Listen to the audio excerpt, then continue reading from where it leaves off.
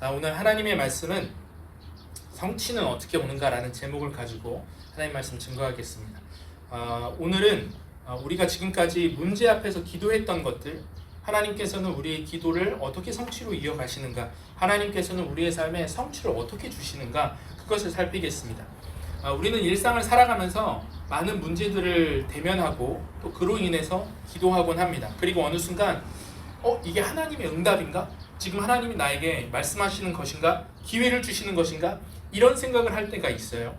기회가 왔다고 생각될 때 어떻게 하면 이것을 잡을 수 있을지, 어떻게 성취하고 이걸 어디까지 밀어붙여야 되는 건지, 아니면 얼마큼 선을 둬야 되는 건지, 하나님은 어떻게 우리에게 그것을 행하기를 원하시는가, 그것을 좀 세 가지의 과정을 통해서 나누어 살피겠습니다. 첫 번째로는 첫 번째 살필 것은 성취의 실행입니다. 오늘 시어머니였던 나오미가 기도 제목이 있었습니다. 함께 왔던 며느리 룻이 새로운 남편을 얻었으면 좋겠다. 그래서 1장에 뭐라고 얘기를 하냐면 좋은 남편을 다시 얻었으면 좋겠다. 내가 그거 기도해 줄게. 이렇게 이야기를 합니다. 1장 9절 말씀인데 같이 읽겠습니다. 시작. 여호와께서 너희에게 허락하사 함께 남편의 집에서 위로를 받게 하시기를 원하노라. 너희가 이렇게 위로를 받았으면 좋겠어. 새로운 남편을 얻었으면 좋겠어.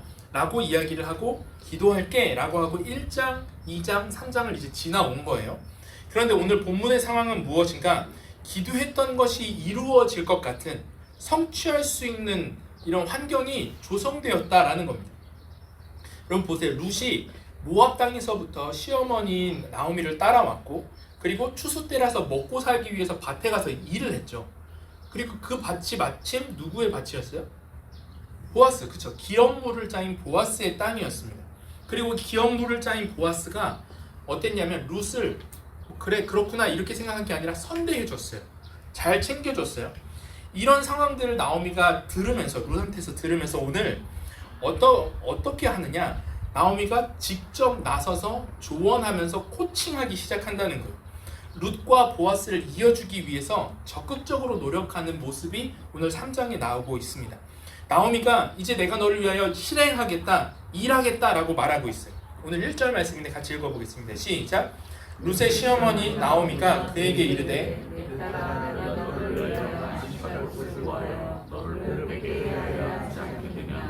내가 너를 위하여 일해주겠다. 왜 이렇게 나오미가 갑자기 적극적으로 나서는가? 예전에 자신이 기도했던 기도 제목에 대해서 하나님께서 지금 이제 직접적으로 실행할 기회를 주셨구나 라고 나오미가 느꼈기 때문이라는 거예요. 지금 이 상황을 보면서 지금 내가 기도만 할 상황이 아니구나, 하나님께서 내가 기도한 것에 대해서 직접 실행하기를 원하시는구나, 그 성취를 내 실행에 맡기셨구나, 이것을 나오미가 깨닫고부터 적극적으로 실행하기 시작한다는 거예요. 오늘 본문의 메시지가 무엇입니까? 하나님은 우리의 기도를 통해서 일하시고, 기도했을 때 다양한 어떤 상황이나 사람이나 어떤 변화나 여러 가지 방법을 통해서 우리에게 응답하세요. 그러나 하나님께서 우리 기도에 응답하시는 방법 중에 하나가 무엇인가? 따라합시다. 내게 실행의 기회도 주시는 것. 실행의 기회도 주시는 것. 다시 한번, 내게 실행의 기회도 주시는 것. 실행의 기회도 주시는 것. 네, 우리의 노력, 우리의 행동을 통해서 적극적으로 성취해 나아가는 것이 하나님의 성취의 방법일 수 있다라는 겁니다. 우리가 신앙생활을 하면서 가장 약한 부분 중에 하나가 뭐냐면 기도의 응답은 외부로부터 주어진다고 생각을 해요. 기도의 성취는 내가 무언가를 이루는 것이 아니라 하나님이 주시는 거야. 하나님이 이루어 주시는 거야. 그렇게 생각해요. 왜냐하면 내가 기도하면 그것을 성취하시는 분 누구이시기 때문에? 하나님이시기 때문에, 이렇게 생각하기 때문에 나의 노력과 내 실행은 기도와는 별개야 라고 생각한다는 거예요. 물론 우리가 기도하면서 내 힘과 능력으로 되지 않는 부분들이 있고 우리가 그것들을 위하여 기도합니다.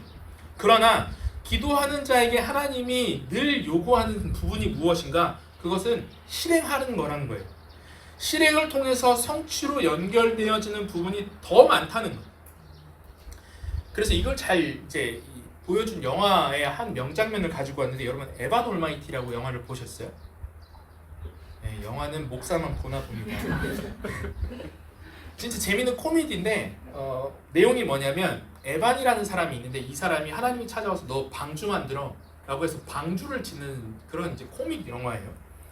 근데 에반이라는 사람이 방주를 만들면서부터 가정이 파탄나기 시작해요. 아내가 너무 고민을 합니다. 에반은 하나님이 지으라 했어 얘기했는데 아내가 무슨 되도 않는 소리냐 막 이런저런 얘기를 하다가 아내가 이 집을 나와요. 집을 나오면서 고민을 해요. 이걸 어떻게 받아들여야 될지. 그때 하나님 여기서 이제 신이 모건 프리먼이 이제 신이거든요. 신의 역할로 나오는데 하나님 역할로 나오는데 와서 이런 얘기를 해주는 장면을 제가 잠깐 갖고 왔어요. 같이 한번 잠깐 보겠습니다. Excuse me, are you alright? Yeah. No. It's a long story. Well, I like stories. I'm considered a bit of a storyteller myself. My husband, you heard of New York's Noah? The guy who's building the ark. That's him. I love that story. Knowing the ark. You know, a lot of people miss the point of that story. They think it's about God's wrath and anger. They love it when God gets angry. What is the story about then, the Ark? Well, I think it's a love story about believing in each other. You know, the animals showed up in pairs. You know, they stood by each other, side by side, just like Noah and his family. Everybody entered the ark side by side. But my husband says God told him to do it. What do you do with that? Sounds like an opportunity. Let me ask you something. If someone prays with patience, you think God gives them patience? Or does he give them the opportunity to be patient? If they prayed for courage, does God give them courage, or does he give them opportunities to be courageous? If someone prayed for the family to be closer, do you think God zaps them with warm, fuzzy feelings? Or does he give them opportunities to love each other? Well, I gotta run. A lot of people to serve. Enjoy.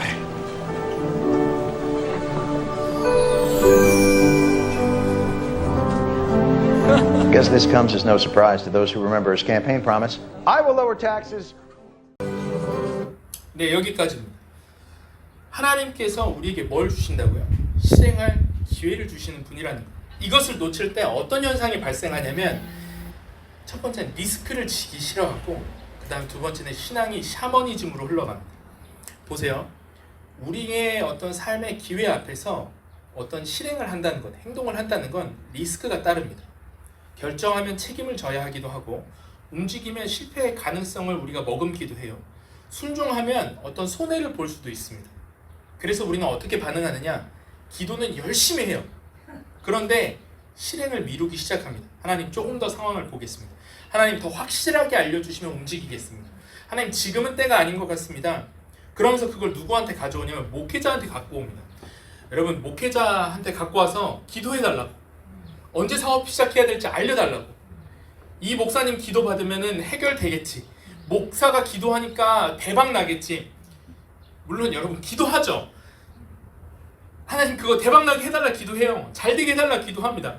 여러분 얼마나 부담스럽겠어요. 예? 그런데 그렇게 안 됐어요. 그럼 뭐라 그러냐? 목사가 용하지 않아서 그렇다. 목사가 성령 충만하지 않아서 그렇다. 그래서 망했다. 신앙이 샤머니즘이 됐어요. 뭔가 부적처럼 가지고 다닙니다. 이거 잘못됐다는 거예요.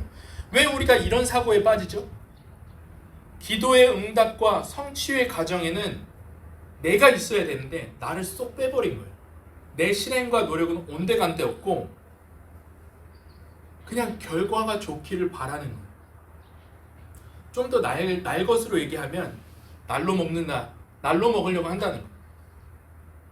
그러나 하나님은 어떻게 일하시는 분인가? 우리의 삶에 실행의 기회를 주시는 분이라는 거죠. 이것을 아는 순간부터 우리가 집중해야 되고 우리가 신경 써야 되는 게 뭐냐면, 따라합시다.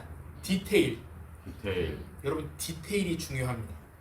우리가 하나님께서 우리에게 기회를 주신다라는 것을 깨달으면서부터 뭐에 신경 써야 되냐? 디테일에 신경 써야 됩니다.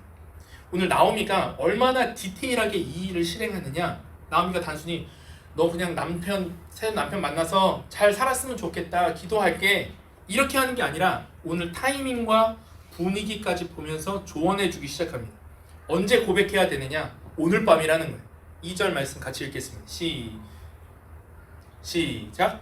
내가 함께하던 하나님을 보았으니 우리의 친족이 아니냐? 보라, 그가 오늘 밤에 타작마당에서 보리를 나무리라. 나오미가 타작마당, 보리 타작 시즌을 알고 있었어요. 이 지역 사람이니까 타이밍을 잘 맞춰서 오늘 밤이라는 거예요. 여러분, 우리는 착각합니다. 하나님의 뜻이니까, 내가 그렇게 기도했으니까 언제든 아무렇게나 이루어지겠지. 아닙니다. 나에게 실행의 기회가 주어졌다고 하면, 내가 실행해야 된다라고 하면 그 타이밍을 디테일하게 봐야 되는 거예요. 한번 생각해 보십시오. 내가 기도했으니까 직장 상사한테 가서 저 휴가 갈게요. 저 기도했거든요. 그러니까 아무렇게나 이렇게 얘기하면 휴가가 옵니까? 아, 절대 안 오죠. 강철 집사님 어떻게 생각하세요? 절대 안 오죠. 네. 그러면 뭐라 해요? 상사가 미친놈아, 아이고 미친 사람 아니야? 이렇게 얘기를 하겠죠. 기도 충분히 했어요. 그리고 그 사람한테 가서, 내가 좋아하는 그 남자한테 가서 나랑 사귀어줄래? 내가 좋아하는 그 여자친구한테 가서 나랑 사귀자. 하나님이 너랑 나랑 결혼하기로 정해놓으셨대. 많이 들어본 얘기 아닙니까? 병진 형제 이거. 신학대학교 가면 그런 친구들 많아요. 하나님이 나랑 당신을 나한테 기도의 응답을 주셨다고. 아니라는 거예요. 디테일이 중요하다는 겁니다. 상대 보아스가 어떻게 있는지, 부 상황이 어떤 건지를 아주 디테일하게 나오미가 설명하기 시작합니다. 3절 말씀 같이 읽어보겠습니다. 시작. 그런즉 너는 목욕하고 기름을 바르고 의복을 입고 타작마당에 내려가서 하나님이 보호하시기를 밤까지 내게 보이지 말고. 여러분, 식사 전까지는 다가가지 마. 보이지 말라는 거예요. 어디 갔나 궁금하게, 어디 갔을까? 봤는데 세밀하게 지시를 하고 있습니다. 여러분, 우리도 마찬가지. 하나님께서 우리의 기도의 응답으로 우리에게 실행을 요구하실 때 함께 무엇을 요구하시냐, 무엇을 보게 하시는가, 디테일, 실행에 대한 디테일이 무엇인가를 고민하게 하시고 그 가운데 새로운 것들을 보게 하신다는 거예요. 그래서 여러분 기억하십시오. 디테일 생각하고 지혜롭게 생각하고 전략적으로 접근하는 것은 세속적인 방법이 아니라 그것은 믿음의 행위이고 영적인 행위입니다. 아멘. 그래서 조금 더 적용해 보면 기도해요. 하나님, 우리의 가정에 평화를 주십시오. 열심히 기도해요. 근데 딱 보면 부모가 자녀를 어떻게 대하는지, 아내와 남편이 서로에 어떻게 말을 하는지, 거기에 기도응답이 다 달려있다는 거예요. 자녀가 부모를 어떻게 대하는지에 대해서 그 기도응답이 다 담겨져 있어요. 그런데 계속 기도만 해요. 그렇게 기도만 해요. 하나님, 우리 가정에 평화를 주십시오. 그럼 가정 서로를 돌보진 않아요. 그러면서 가정이 파탄나기 시작합니다. 이게 무슨 말입니까? 기도의 응답 중에 하나는 하나님이 내가 직접 실행함으로 실행해서 변화시켜 가기를 원하시는 그 디테일 안에서 성취하게 하시는 것들이 있다는 거예요. 반대로 그러면 이런 분들이 있죠. 목사님, 그러면 기도 안 해도 되겠네요. 실행에만 집중하면 되는 거 아닙니까? 기도는 아무 능력이 없는 거네요. 내가 하는 거니까. 여러분, 그렇지 않다는 거예요. 왜 기도와 실행이 함께 가야 되는가? 여러분, 왜 기도해야 됩니까? 우리가 흔히 기도를 하나님 앞에서 내 의견을 아뢰는 거, 하나님께 부탁하는 거라고 생각을 해요. 근데 기도해 보신 분들은 아시겠지만 아니죠. 그게 아니죠. 처음에는 그런 기도들을 합니다. 하나님께서 하나님, 내가 이런 것들이 필요하고 이런 것들을 우리 가정에 주셨으면 좋겠고, 너무 자연스러운 일입니다. 그런데 계속 기도하다 보면 하나님께서 우리 마음을 어떻게 만져가시는가, 그 기도 가운데 내 모습을 보게 하시고, 그 기도 가운데 하나님의 마음을 알게 하시고, 그 하나님의 마음이 내 마음에 관철되도록, 하나님의 뜻이 내 마음에 들어오도록 그렇게 우리의 기도를 바꿔가시거든요. 기도 안에서. 근데 어차피 실행할 거면 기도가 필요 없지, 이렇게 생각해보면 어떻게 되냐면 이런 거와 같아요. 사업할 때 무슨 기도가 필요해? 내가 타이밍 재면서 내가 나만의 길을 가는 거지 라고 생각했어요. 근데 보니까 주변에 어떤 일들이 펼쳐지냐면, 나보다 사업을 잘한다, 나보다 돈을 잘 번다 라는 사람들이 보여요. 그리고 그 사람들이 뭐라 얘기하냐면, 야, 잘 되려면 이런 거 해야지, 요즘 여기 땅이 좋다는데 여기로 가야지, 이런 직종이 전망이 좋다는데 이런 거 해야지. 수많은 생각들과 그 말들 사이에서 비교하게 되고 거기에 나를 견주게 되고 그 길을 찾으려고 하다 보면 어느샌가 하나님이 내게 주신 길과 확신은 다 없어져 버려요. 기도하지 않으면 실행이 자꾸 남의 평가에 휘둘리게 되면서 실행 자체가 어그러진다는 겁니다. 그래서 실행이 결여된 기도는 공허합니다. 그리고 기도가 결여된 실행은 우리를 위험으로 이끌어 간다는 거예요. 오늘 본문 이 첫 번째 본문이 보여주는 게 무엇인가? 기도와 실행이 함께 가는 것. 기도의 응답이 우리의 실행에 달려있다. 이것을 보여주고 있다는 겁니다. 이것이 하나님이 우리를 성취로 이끌어 가시는 방법이라는 겁니다. 두 번째 살펴볼 것은 성취의 순결입니다. 많은 예수님을 믿는 분들이 그 다음에 질문하는 게 뭐냐면, 목사님, 제가 기도하고 실행했어요. 기도했는데도, 그리고 디테일하게 생각하고 실행했는데도 불합격했습니다. 제가 케이크도 사고 촛불도 켜고 다 이벤트도 다 준비했는데 그 사람한테 고백했던 게 거절당했습니다. 기도도 충분히 했는데 사업이 잘 안 됐습니다. 이 성취에 대한 결과를 어떻게 받아들여야 되는 것입니까? 기도했으니까 성취될 때까지, 그런 목사님들 있잖아요. 여러분, 성취될 때까지, 이룰 때까지 기도하십시오. 밀어붙여라, 막 이렇게 얘기하시는 분들 있잖아요. 그렇게 밀어붙이는 게 하나님의 뜻인가요? 우리가 잘 모르겠잖아요. 우리가 이 성취의 목전에서 헷갈릴 때가 많다는 겁니다. 그때 우리는 어떻게 이 성취의 결과들, 성취의 과정 안에서 이 성취의 목전 앞에서 성취의 결과를 어떻게 받아들여야 되는가? 그것은, 성취는 순결함이 병행되어져야 한다라는 겁니다. 목사님, 갑자기 무슨 순결함이 왜 나와요? 계속 이야기를 들어보세요. 성취는 절제되어져야 한다는 겁니다. 오늘 보아스와 룻, 이 두 사람이 서로에게 호감이 있었어요. 그런데 하나님께서 주시는 데까지, 실행할 수 있는 데까지 실행하고, 그 마지막 성취, 마지막 열매의 결과는 어떻게 하냐면 하나님께 맡깁니다. 내 자아와 힘으로 밀어붙이지 않고 성취의 결과에 대해서 절제하고 순결함을 지키는 모습을 성경이 보여주고 있어요. 오늘 그 인물대로 좀 살필 텐데, 첫 번째는 룻의 순결함입니다.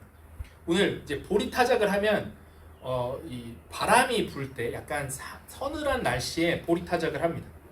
그러면 어떻게 했냐면 집에 가지 않아요. 밭에서 보리를 다 이제 추수하는 걸 모아놓고 타작을 하는데 집에 가지 않습니다. 보리가 양이 많으니까 타작이 다 끝날 때까지 타작을 하면서 그 옆에 거기서 먹고 자고 이렇게 하는 거예요. 그 더미 안에서. 그러니까 우리도 어떻게 보면 과실이 이렇게 맺힐 때 농부들이 농막에서 자잖아요. 그런 느낌인 거죠. 왜냐하면 이 도둑이나 짐승이 이걸 뺏어가거나 털어가면 안 되니까 거기서 먹고 일하고 거기서 잤어요. 근데 나오미가 오늘 룻에게 뭐라 하냐면 보리타작할 때 슬쩍 가라는 거예요. 그러면서 보아스가 어디에서 누워서 자는지를 보고, 어떤 더미에서 누워서 자는지를 보고 그 옆에 누우라는 거예요. 그러면 보아스가 그 다음 일은 알아서 할 거야. 잘 풀리게 될 거야. 여기까지만 딱 말한다는 거예요. 4절 말씀 같이 한번 읽어보겠습니다. 시작. 그가 누울 때에 너는 그가 눕는 곳을 알았다가 들어가서 그의 발치 이불을 들고 거기 누우며 그가 내 할 일을 내게 알게 하리라. 이때는 이불이 없었습니다. 여기서 발치 이불은 뭐냐면 의역인데, 이 중동권 혹은 사막의 지역에 사는 사람들은 옷을 보면 이렇게 이불 같은 옷들을 입고 다니잖아요. 그러니까 그 이불같이 사용할 수 있는 긴 겉옷이었어요. 그러니까 발치 이불을 든다는 게 뭐냐면 원문에 보면 다리 부분을 드러내라 라는 뜻이에요. 그러니까 벌써부터 분위기가 묘해진다는 거예요. 과연 이게 그런 의미냐, 성적인 의미냐, 좀 그렇지만 바지를 내리라는 의미냐. 그래서 사람들이 이걸 읽으면서 이거 룻기야말로 완전 로맨스다, 19금이다 이렇게 얘기를 합니다. 그런데 오늘 성경의 저자는 아주 디테일한 한 부분을 통해서 그 얘기가 아니고 순결을 지키는 내용임을 보여주고 있어요. 히브리어에서 발을 뭐라 하냐면 레겔이라고 합니다. 그래서 히브리어에서 성관계를 표현할 때 완곡하게 어떻게 표현하냐면 발을 드러내라 라고 이렇게 표현을 해요. 근데 이 히브리어의 저자는 레겔이라는 단어를 쓰지 않고 마르겔로트, 복수를 썼어요. 발 주변이라는 단어를 써서 일부러 그 발을 드러내라는 그 성적인 표현을 피하면서 다른 의미를 전달하고 있다는 거예요. 조금 더 설명을 해볼게요. 몸을 길게 덮고 있는 이불이 있는데 발 주변을 드러내라, 발을 들춰내라가 아니라 발 주변을 슬쩍 들춰내라 라는 거예요. 그러면 서늘한 바람이 갑자기 쑥 올라오겠죠. 옷 안으로 쑥 올라오겠죠. 그럼 깜짝 놀라게 자극하라는 거예요. 거기까지만 해. 몸을 다 들춰내는 게 아니라 발 주변에 있는 이불을 쑥 들어서 바람을 싹 들어가게 만들어. 거기까지만 해라고 오늘 얘기를 한다는 거예요. 그러면서 4절에 뭐라 그러냐면 그가 내 할 일을 알게 하리라. 여기까지만 하면 하나님께서 알아서 처리해 주실 거야. 여기까지 절제하고 순결함을 지키더라는 겁니다. 이게 여러분 얼마나 소름 돋고 지혜롭게 짜여진 내러티브인지 김지찬이라는 구약학자가 책에서 이렇게 설명을 합니다. 룻기라는 구약 성서 룻기라는 책인데 같이 한번 읽어보겠습니다. 시작. 한밤중이라는 은밀한 분위기와 다리 부분을 드러내고 거기에 눕는 행위에 담긴 모호함은 단지 독자들의 상상력을 자극하고 흥미를 유발하려 의도로 내러티브가 성경 기자는 이렇게 모호한 요소들이 후에 룻과 보아스가 율법의 기본 원칙과 헤세드 정신으로 일처리하는 모습을 묘사함으로써 그들이 얼마나 의롭고 건강한 하나님의 백성이었는가를 칭찬하기 위해 일부러 모함이라는 문예적 장치를 사용하고 도대체 이 성경에서 성적으로 모호하고 이 밀당이나 썸 같은 애매한 분위기, 애매한 이 문예적 장치를 왜 사용하였는가? 기업물을 짜니까 그냥 결혼했더라, 책임졌더라 라고 하고 끝내면 되는 거 아닙니까? 왜 구체적으로 기자가 이걸 적어놓고 있는가? 다 이유가 있다는 겁니다. 창세기부터 이 본문을 보신 분들은 알 거예요. 룻과 보아스의 집안이 어떤 집안이었죠? 다 성적으로 그리 좋지 않은 결과를 남겼던 집안이었어요. 그런데 이 성적인 문제 때문에 망할 집안이었는데 룻과 보아스의 순결함, 이 모호함 안에서 지켜지는 순결함 때문에 이 두 집안 모두가 다시 하나님의 은혜 안으로 들어오게 됐다는 겁니다. 룻은 어느 지방 사람이었죠? 모압 사람이었잖아요. 모압이라는 사람이 어떻게 생겼습니까? 성적인 불손함으로 태어난 사람이 모압이었습니다. 모압이 어디에 등장하냐면 창세기 19장에 등장을 하는데 모압은 누구냐면 아브라함과 아브라함의 조카 롯이 있죠. 롯에게는 두 딸이 있었습니다. 소돔과 고모라가 망하면서 이 가정이 모든 걸 잃고 아내도 잃고 그 지역에서 도망쳐 나오면서 목숨만 부지했어요. 그때 두 딸이 어떻게 말을 하고 어떻게 생각하냐 이렇게 합니다. 창세기 19장 말씀을 같이 읽겠습니다. 시작. 큰딸이 작은딸에게 이르되 온 세상의 도리를 따라 우리의 배필될 사람이 이 땅에는 없으니 우리의 동침하여 롯의 두 딸이 아버지로 말미암아 임신하고 큰 딸은 아들을 낳아 이름을 모압이라 하였으니 이 모압이라는 민족이 어디서 시작됐어요? 성적으로 마음대로 살다가 여기 보면 세상의 도리를 따라 세상이 이렇게 해야 돼. 자식 낳아야지. 세상이 자식 낳아야 된대요. 성적으로 마음대로 살다가 그렇게 결과를 성취하려다가 하나님 앞에서 끊어진 민족이 모압 족속이었습니다. 그래서 하나님께서 뭐라 하냐면 모압 족속은 여호와의 총회에 들어오게 하지 말지니라 라고 말씀을 하세요. 너네는 은혜 없어. 이렇게 하세요. 그런데 이 룻기에서 하나님이 보여주신 게 무엇입니까? 이 모압 족속도 하나님께 은혜 입은 족속으로 그런 집안으로 회복시키시기 위해서 누구의 절제를 사용하고 계세요? 룻의 절제, 룻의 순결을 사용하고 계시다는 겁니다. 지금 롯의 두 딸이 뭐라 그랬어요? 나는 결혼 못했으니까 세상에서 결혼해야 된다고 하길래 그거 성취해야 성공한 인생이라 하길래 내가 그거 성취하기 위해서 어떠한 방법도 상관하지 않고 끝까지 밀어붙여서 그거 얻고 말 거야. 내가 깨탈 거야. 근데 오늘 룻은 뭐라고 해요? 보아스가 왔네. 하나님이 기회를 주셨네. 보아스가 유력한 자라고 하잖아요. 기업물을 짜잖아요. 그러면 보아스 꼭 잡아야 돼. 그러니까 그냥 잡아버려. 결혼해버려. 나오미가 이렇게 말했습니까? 기회가 왔을 때 밀어붙여 라고 했습니까? 아니에요. 오늘 뭘 말하고 있는가? 이 문예적 장치를 통해서 뭘 보여주고자 하는 것인가? 성취 앞에서 순결함을 지켜냈다는 거예요. 오늘의 중요한 메시지가 뭐냐면 우리가 기도하고 실행할 때 하나님께서 여러분들에게 기회를 주실 거예요. 그래서 여러분 기회 앞에서 열심히 노력하십시오. 분명히 어떤 것을 고백해야 되고 실행해야 될 때 열심히 적극적으로 나아가서 일하십시오. 실행하십시오. 그러나 그 선을 넘지 않는 거예요. 이것이 룻기에서 보여주는 순결과 실행의 하모니라는 겁니다. 이게 함께 가고 있는 거예요. 열심히 실행해요. 적극적으로, 연애에도 적극적으로 해요. 그러나 룻과 보아스는 언제까지만 가냐면 하나님이 원하시는 선까지, 하나님이 말씀하신 선까지 성취의 결과는 하나님께 맡깁니다. 이거라는 거예요. 이걸 우리에게 적용하면 어떻게 되겠습니까? 먼저 이 주제에 관련돼서 1차적으로 적용할 수 있겠죠. 어떤 성적인 것, 관계에 관해서 사람에게 인정받는 것이 이 시대의 구원이 되다 보니까 어떻게 얘기를 해요? 밀어붙여야 되는 거예요. 사랑은 쟁취하는 거지. 여자도 그냥 괜찮아요. 깜짝 놀랐네. 거리 통통한.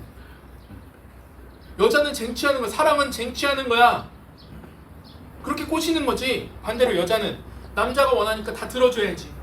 나 떠날까봐. 아니라는 거예요. 절제할 때 하나님께서 그 순결 속에서 하나님이 주시는 성취, 온전한 성취를 그때 맛볼 수 있다는 거예요. 여러분 돈 벌어보십시오. 11조 하기 쉽습니까? 어렵죠. 너무 아까워요. 열심히 일해봐요. 주일날 문 안 여는 거, 주일날 일하지 않는 거. 여기서 이렇게 예배 드리고 있는 거 보면 어느 날은 진짜 한심해 보이지 않습니까? 스스로가. 신앙생활을 하다 보면 우리가 답답한 게 뭐냐? 처음엔 좋아요. 은혜도 받아요. 그런데 잘 가다 보면 이제는 하나님께서 돈에 대해서 충분히 주시는 것 같지도 않고 시간에 대해서도 뭔가 하나님이 나한테 요구하시는 게 있는 것 같아요. 아니 뭐 내가 사랑하는 게 뭐가 문제야? 주님 그냥 내가 끝까지 가면 안 됩니까? 그게 뭐가 중요합니까? 왜 제 삶에 이런 걸 브레이크를 거십니까? 왜 그래요? 그건 성취의 주인이 내가 아니기 때문이에요. 하나님이 가라고 하신 그 선을 지켰을 때 하나님이 주시는 성취가 분명 예비되어져 있다는 겁니다. 오늘 이걸 성적인 것뿐만 아니라 우리에게도 동일하게 적용이 되는데 이 방법을 한번 이야기를 해볼 수 있는 것 같아요.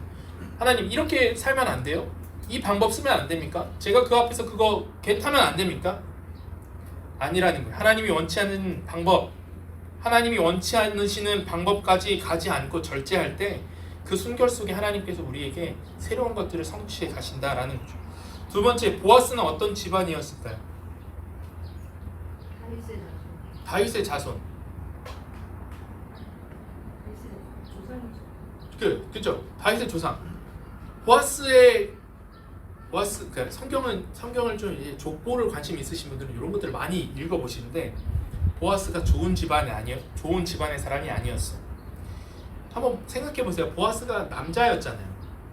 남자에게도 성욕이라는 게 다 있지 않습니까? 한번 상상을 해보세요. 오묘한 분위기에 밤에 웬 여자가 발 근처에서 머리를 대고 이렇게 자고 있어요. 그리고 나한테 뭐라 하냐면 나를 좀 책임져 달라고 얘기합니다. 나랑 결혼해 달라 이야기를 합니다. 그럼 어떻게 해야 돼요? 하나님 주신 좋은 기회다. 이렇게 보지 않겠습니까? 오늘 보면 룻이 청혼을 합니다. 3장 8절 9절 같이 한번 읽어보겠습니다. 시작. 밤중에 그가 놀라 몸을 일으켜 본즉 한 여인이 자기 발치에 누워있는지라 이르되 내가 누구냐? 나는 당신의 여종 룻이오니 당신의 옷자락을 펴 당신의 여종을 덮으소서. 이는 당신이 기업 물을 자가 기업 물을 자. 자, 상황이 완성이 됐어요. 나의 친족이지 않습니까? 그러니까 룻이 뭐라 얘기해요? 당신의 옷자락을 펴 나를 덮어달래요. 그럼 덮어주고 싶잖아요. 남자들의 그 마음에 그런 게 있지 않습니까? 그럼 보아스가 세속적인 사람이면 어떻게 했어요? 기업 물을 건 일단은 그거는 내가 알아서 처리를 해볼 테니까 일단 내 이불 안으로 들어와 봐. 이렇게 할 수 있는 거 아닙니까? 하나님께서 내게 주신 기회, 당장의 쾌락을 추구하고 누릴 수 있는 거 아닐까? 근데 보아스가 뭐라 이야기하냐면 지금 당신과 나의 사이에서 분명 하나님께서 주신 기회가 있는 것 같은데 오늘 우리가 가지고 있는 이 감정은 결혼이라는 것 안에서 처리해야 될 일이고 결혼에는 합당한 의무와 책임이 함께 가는 건데 이 부분을 하나님께서 어떻게 하실지 한번 지켜봅시다라고 얘기를 해요. 절제하면서 질서를 먼저 세워간다는 거예요. 11절 말씀인데 같이 읽겠습니다. 시작. 참으로 나는 기업을 물을 자이나 기업 물을 자로서 나보다 먼 가까운 사람이 있으니 만일 그가 기업 물을 자의 책임을 내게 이행하기를 기뻐하지 않으면 여호와께서 살아계심을 두고 맹세하노니 내가 기업 물을 자의 책임을 내게 이행하리. 1번한테 물어보는 게 순서입니다. 질서를 지킨다는 거, 순결을 지킨다는 거, 절제한다는 거예요. 우리가 성취의 목전에 있을 때 하나님 앞에 잊지 말아야 될 행동이 이거라는 겁니다.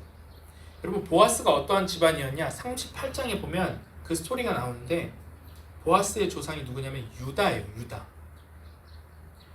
창세기를 읽을 때 이해가지 않는 난해 구절이 등장을 합니다. 바로 우리가 읽었던 19장과 38장이거든요. 19장은 아까 모압에 대한 이야기가 나오죠. 38장은 어떤 얘기가 나오냐면 유다와 다말에 대한 이야기가 나와요. 이해가 되지 않습니다.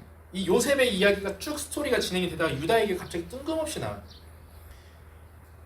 이 유다가 누구였냐면 다말과 관계를 한 남성이었어요. 다말이 누구였냐? 유다의 자부였습니다. 며느리였어요. 근데 이 스토리가 참 해괴망측한 이야기로 등장을 하는데 창세기 38장부터 같이 한번 읽어보겠습니다. 시작. 그가 얼굴을 가리었으므로 유다가 그를 보고 창녀로 여겨 길 곁으로 그에게 나아가 이르되 청하건대 나로 내게 들어가게 하라 하니 그의 며느리인 줄을 알지? 창녀한테 들어가려고 했는데 보니까 며느리였던 거예요.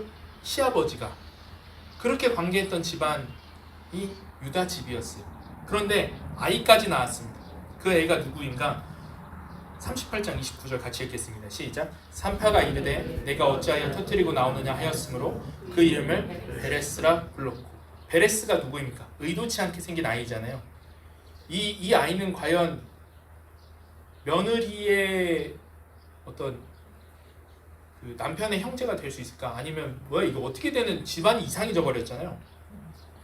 집안이 완전 망하고 아무런 소망이 가질 수 없는 그렇게 태어난 이상한 아이가 돼버린 거예요. 근데 이 저주받은 집안, 이 저주받은 집안이 룻과 보아스를 통해서 새롭게 됐다는 이야기를 했는데 그걸 어디서 밝혀주느냐? 4장 1절 말씀을 보면 룻기 4장 1절 말씀을 보면 이해가 갑니다. 룻기 4장 1절 같이 읽어보겠습니다. 시작. 베레스의 계보는 이러하니라. 베레스는 헤스론을 낳고. 이게 보아스 집안의 계보예요. 베레스가 누구라고요? 유다와 다말 사이에서 낳은 아이. 아무 소망이 없는 집의 자녀, 저주받고 망할 집안의 그런 태어났던 자녀. 그것을 보아스의 절제와 순결 때문에 이 집안의 흐름이 바뀌었다라는 겁니다. 하나님이 이 집안에 은혜 주시겠다는 겁니다. 하나님이 이 집안을 사용하시겠다는 겁니다. 여러분, 이것이 우리에게 오늘 어떻게 적용이 됩니까? 우리 집안은 이래서 내 인생이 망가졌고, 이것 때문에 우리 집안은 콩가루고, 내 아빠는 무슨 주정뱅이고, 엄마는 불륜을 저질렀고, 우리 집은 그래서 가난하고, 끊임없는 어떤 악독한 습관들이 우리 집안에 있고, 저희 집에는 학력이 좀 그렇고요. 뭐가 많이 없어요. 그래서 우리 집안은, 혹은 내 삶은 우리 집안 때문에 앞으로 미래가 없습니다라는 그냥 우리 인생에 그런 끌어안고 갈 수밖에 없는 한숨들이 있다고. 그런데 오늘 이 본문이 이야기해 주는 것이 무엇인가? 룻의 집안도 살 것이고 보아스의 집안도 살 것이다. 어떻게? 룻과 보아스의 순결과 실행을 통해서 이 집안 전체가 다시금 하나님의 은혜 안으로 들어오는 것을 보게 될 것이다. 그러므로 여러분 확신하십시오. 이것 때문에 우리 집안이 어려울 것이다. 이것 때문에 우리 집안이 망할 것이다. 우리 집안이 안 될 것이다. 아닙니다. 여러분이 순결하게 실행할 때 집과 주변의 환경의 모든 것들이 하나님께서 그것을 회복으로 이끌어 가신다는 겁니다. 하나님이 그렇게 태어난 베레스를 죽이지 않으셨어요. 너는 성적으로 불온한 아이니까 죽어야지 라고 하지 않으셨어요. 여러분 확신하십시오. 여러분들의 지금 상황이 안 좋죠. 여러분들의 지금 상황에 걸리는 것들이 있죠. 하나님이 이런 문제적인 상황들을 왜 나에게 주시는가 이해되지 않을 때가 있죠. 그런데 오늘 어떻게 하냐면 그 문제적인 상황들을 하나님이 그대로 끌고 가게 하실 때가 있다는 거예요. 베레스가 잘못 태어난 존재입니까? 아니라는 거예요. 하나님이 끌고 가게 하세요. 그 인생을 그냥 가게 하세요. 그 의미가 뭐예요? 하나님 두고 보라는 거예요. 내가 이 집안 열매 맺게 하겠다는 거예요. 이게 하나님께서 원하시는 우리의 실행과 우리 어떤 하나님께서의 그 순결함을 통해서 우리를 성취로 이끌어 가시는 방법이라는 거예요.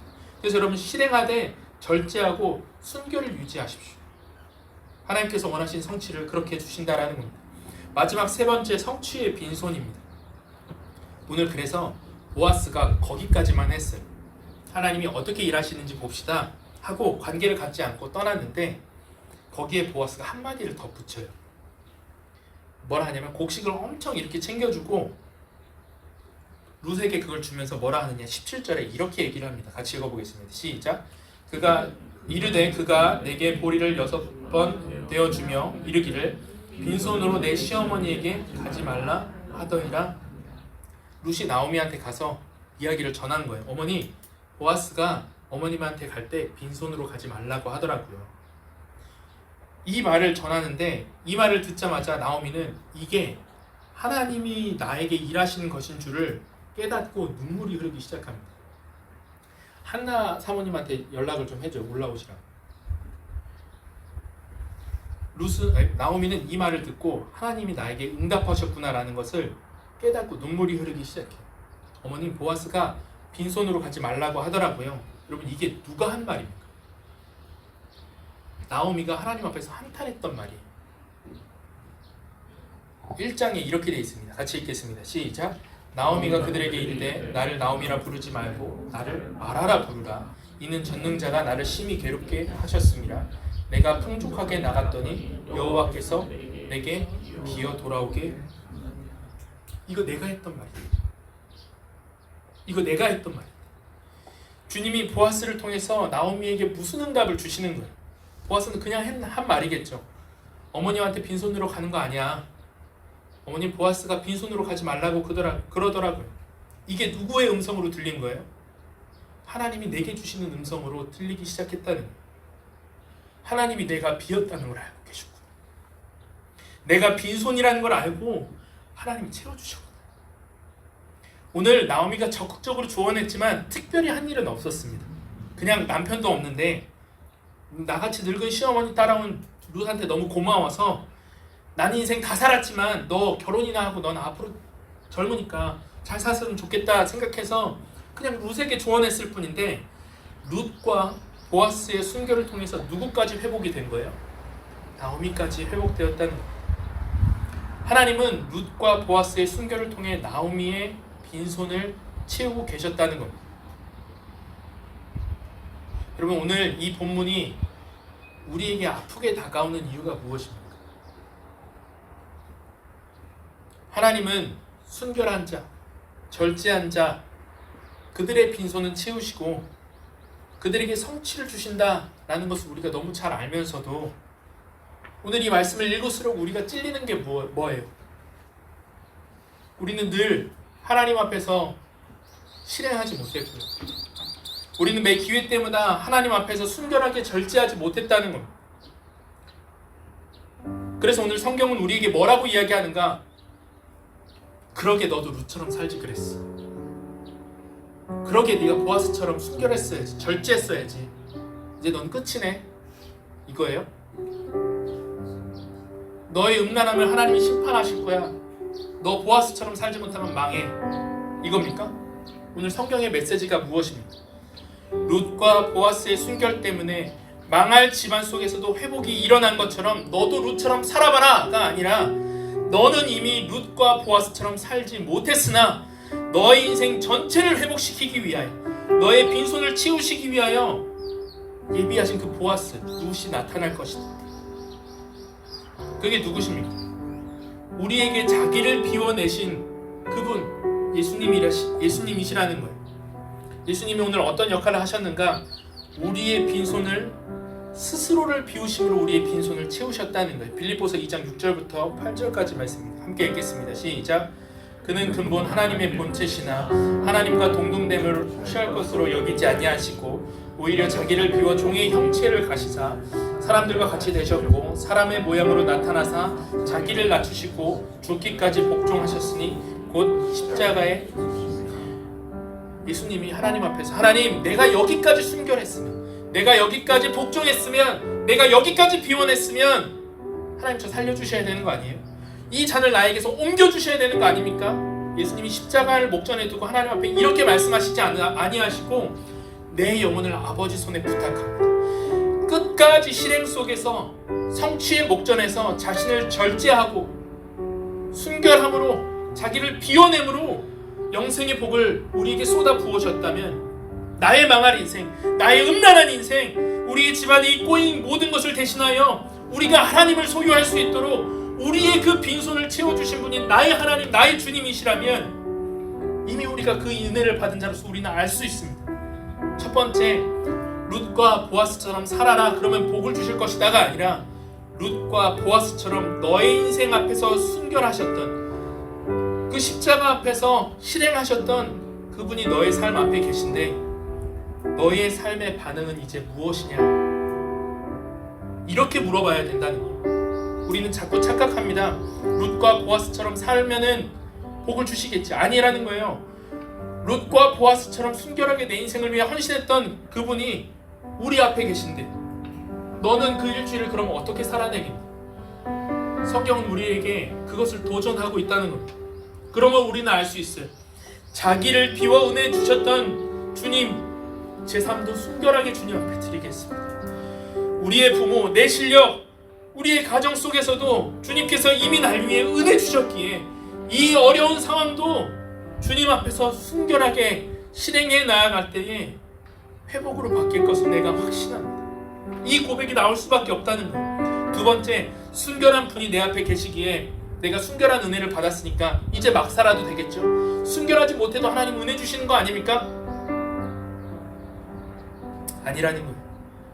자격이 없는 나에게 모든 것을 부어주시고 빈손으로 십자가에 못 박히신 그분 앞에 내가 서 있는데 이제 나도 남은 삶을 주님 앞에서 기도하고 실행하고 순결을 지킴을 통해서 어떤 우리의 가정이나 내 상황의 빈손 속에서도 나의 순결과 하나님 앞에서의 나의 실행만으로 내 빈손이 채워질 것이다.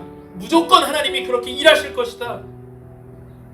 내 당대에서 내 삶을 통하여서 우리의 가정과 내 삶에 붙잡혀 있던 모든 저주를 끊어내고 말리라. 주님 나의 인생을 도와주십시오. 이 다짐이 나올 수밖에 없다는 겁니다. 나의 실행과 순결 속에 여러분들의 실행과 순결 속에 하나님이 예비해 놓으신 많은 성취의 복들이 있습니다. 그 성취의 복 앞에서 여러분들 오늘 말씀을 기억하시고 이 실행과 순결함을 지키시고 저 여러분들의 가운데 그 빈손을 채우시는 예수 그리스도의 그 은혜를 경험하는 저 여러분 되기를 주님의 이름으로 축원합니다. 우리 이 시간 다 함께 일어나서 주 은혜임을 함께 찬양하고 기도하겠습니다.